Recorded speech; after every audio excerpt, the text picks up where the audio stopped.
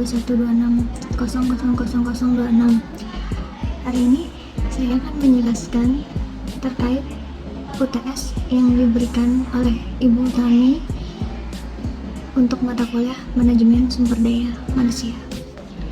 Soal-soal terkait UTS Manajemen SDM adalah satu, bagaimana saudara memahami dan mengapa manajemen kinerja itu penting.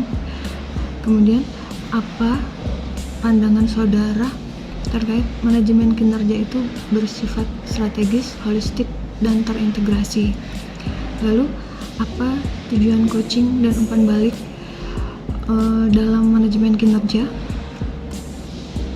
Kemudian, menurut saudara, bagaimana memberikan coaching yang baik untuk karyawan Gen Y dengan model grow pada kasus mendorong komitmen kerja yang tinggi? Di sini saya akan menjawab pertanyaan nomor 1, yaitu tentang pemahaman dan mengapa manajemen kinerja itu sangat penting. Nah, di sini terdapat beberapa pandangan tentang pengertian manajemen kinerja atau performance management. Dari beberapa pendapat, Armstrong menyimpulkan bahwa manajemen kinerja sebagai suatu proses menyelaraskan atau mengintegrasikan sasaran organisasi atau individu untuk mencapai efektivitas organisasi. Definisi tersebut juga menekankan pada pengembangan yang merupakan tujuan utama dari manajemen kinerja tersebut. Mengapa diperlukan adanya manajemen kinerja atau manajemen kinerja itu sangat penting? Karena untuk mencapai tujuan organisasi dan untuk menjamin aktivitas organisasi agar mencapai hasil yang diharapkan, sehingga diperlukan upaya manajemen dalam pelaksanaannya. Dengan demikian, hakikat manajemen kinerja adalah bagaimana mengelola seluruh kegiatan organisasi untuk mencapai tujuan organisasi yang telah ditetapkan sebelumnya. Selain itu, juga karena konsep berpikir kesisteman dalam mengawal pencapaian tujuan organisasi sebagai peta koreksi atas semua aktivitas yang dilakukan secara terintegrasi dalam organisasi sejak adanya masukan, proses, hasil, dan manfaat.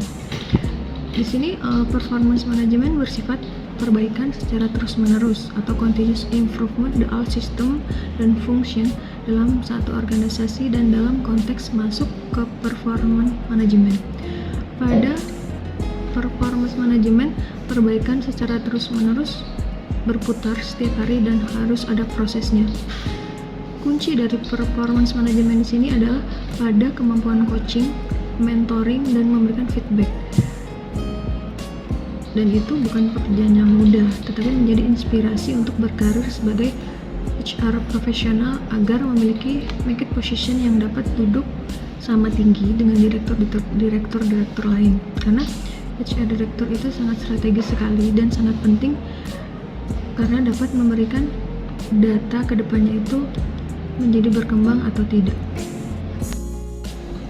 Selanjutnya, terkait maksud dari manajemen kinerja itu bersifat strategis, holistik, dan terintegrasi. Di sini, model Armstrong lebih mewakili konsep tersebut. Dan konsep tersebut juga merupakan beberapa dari prinsip dasar manajemen kinerja atau performance management.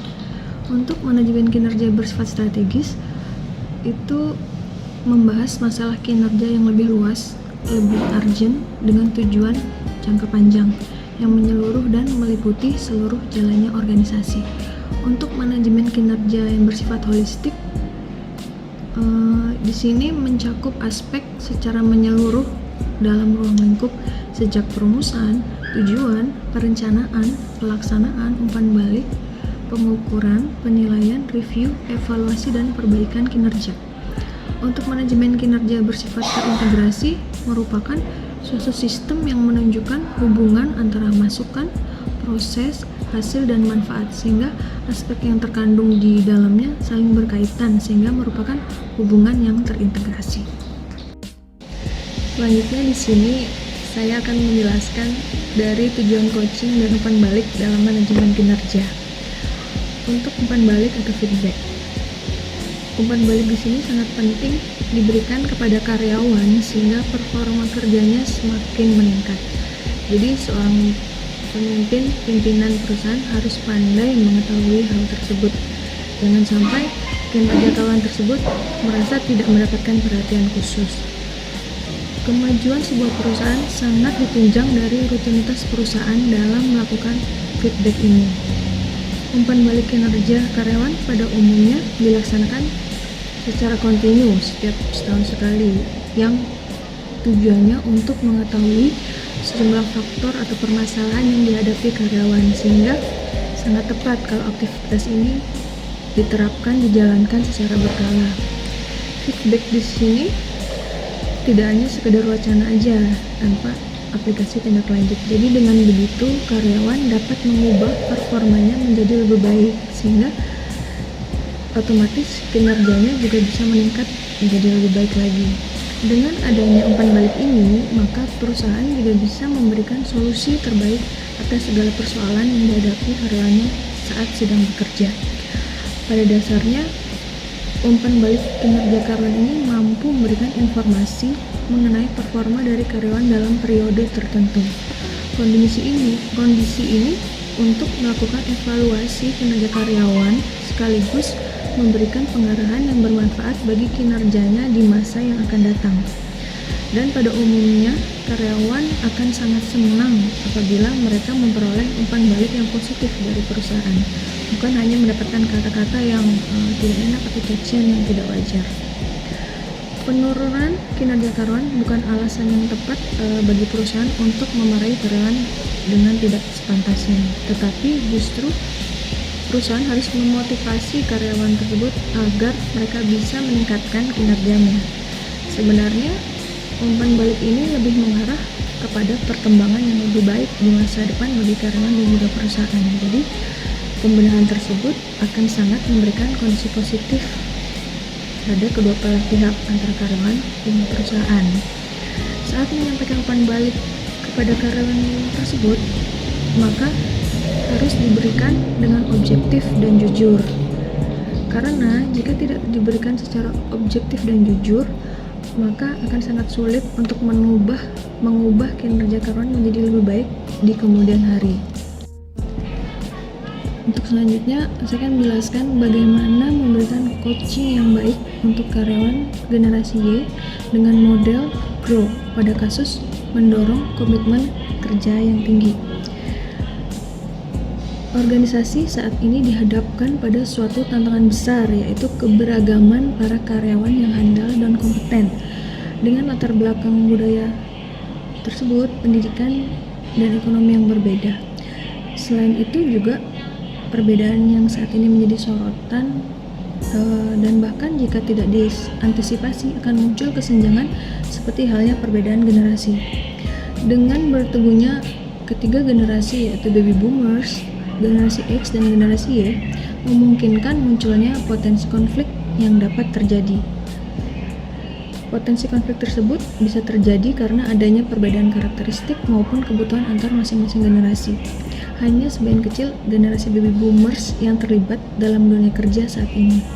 Mereka lebih cenderung berada di posisi tinggi, seperti halnya pemimpin perusahaan yang secara fungsi adalah sebagai pengontrol perusahaan. Sedangkan generasi X dan generasi Y masih aktif dalam dunia kerja. Oleh karena itu, banyak konflik yang akan terjadi melibatkan dua generasi tersebut, mengingat dari segi karakteristik terkadang memiliki cara pandang yang berbeda satu sama lain. Melihat perkembangan zaman, generasi akan mendominasi pekerjaan atau dengan kata lain adalah mengambil alih 75% pangsa pasar. Oleh karena itu, sangat penting untuk mengelola talent dari generasi Y dengan cara memahami mereka sehingga dengan tepat dapat memperlakukan, mengarahkan, dan memimpin mereka sesuai dengan karakteristik dan kebutuhan mereka. Karakteristik yang menonjol dari generasi Y adalah mereka memiliki keterampilan dan pengalaman tinggi dalam teknologi, belajar dalam kelompok, kreativitas yang tinggi, ramah, terbuka, dan mudah menyesuaikan diri dengan berbagai kondisi. Jika dilakukan perbandingan antara generasi X dan Y, generasi X cenderung lebih memiliki kesetiaan yang tinggi dengan tempat di mana mereka bekerja. Sedangkan generasi Y cenderung sebaliknya. Ketika sebuah organisasi dianggap tidak cukup untuk merealisasikan aktualisasi dirinya, maka pilihan yang diambil adalah hengkang atau pergi dari tempat bekerjanya. Turnover akan menjadi suatu masalah bagi organisasi apabila banyak talent yang keluar dari perusahaan tempat mereka bekerja hanya untuk mendapatkan kesempatan yang lebih baik di perusahaan lain. Hal ini untuk soal kedua, yaitu disruption era berdampak pada pengelolaan SDM. Menurut saudara, apa aja yang perlu diperhatikan dalam perencanaan dan pengembangan SDM agar karyawan dan perusahaan sama-sama merasakan sinergi, terjadi suasana kolaboratif dan meraih keuntungan perusahaan? Berikan perspektif pemikiran saudara yang lengkap berdasarkan materi dan diskusi selama perkuliahan.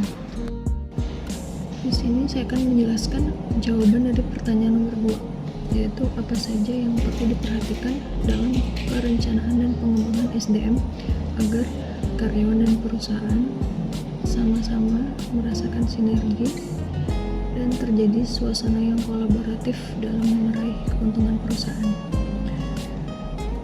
Pertama, saya akan menjelaskan dari sisi perencanaan SDM terlebih dahulu. Perencanaan SDM yang ada sangat penting bagi sebuah perusahaan. Motivator terkenal dari Amerika yang terkenal di bidang penjualan yaitu Zig Ziglar berkata, Anda membangun SDM dan SDM yang membangun bisnis. SDM adalah tulang punggung perusahaan. Jadi semua aset atau sumber daya lain dijalankan oleh karyawan, supervisor, manajer hingga direktur. Tanpa SDM, semua tugas dan pelayanan perusahaan kepada supplier maupun pelanggan akan terhenti. Perencanaan SDM yang baik dan teratur sangat berperan dalam kemajuan perusahaan. Perusahaan-perusahaan besar bahkan menginvestasikan dana besar untuk perencanaan dan pengembangan SDM mereka.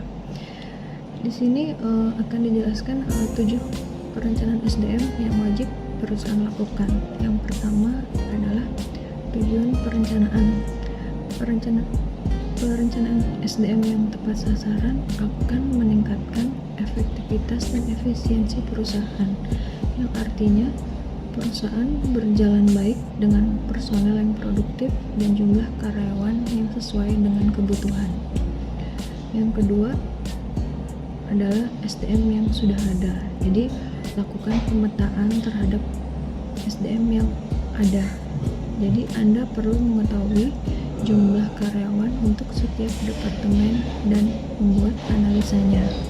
Jadi setiap bagian yang harus memiliki pemimpin yang kuat dan mampu mengayomi bawahan dengan baik sehingga struktur organisasi perusahaan berjalan dengan baik, dan itu untuk menghindari bottleneck. Yang ketiga adalah perencanaan demand and supply. Berdasarkan tujuan dan inventaris yang sudah dilakukan, Anda sekarang bisa membuat perencanaan SDM dengan menganalisa kebutuhan perusahaan dengan proses pemenuhannya. Perencanaan ini sangat penting untuk menjaga stabilitas operasional perusahaan. Selanjutnya terkait tentang pengembangan SDM.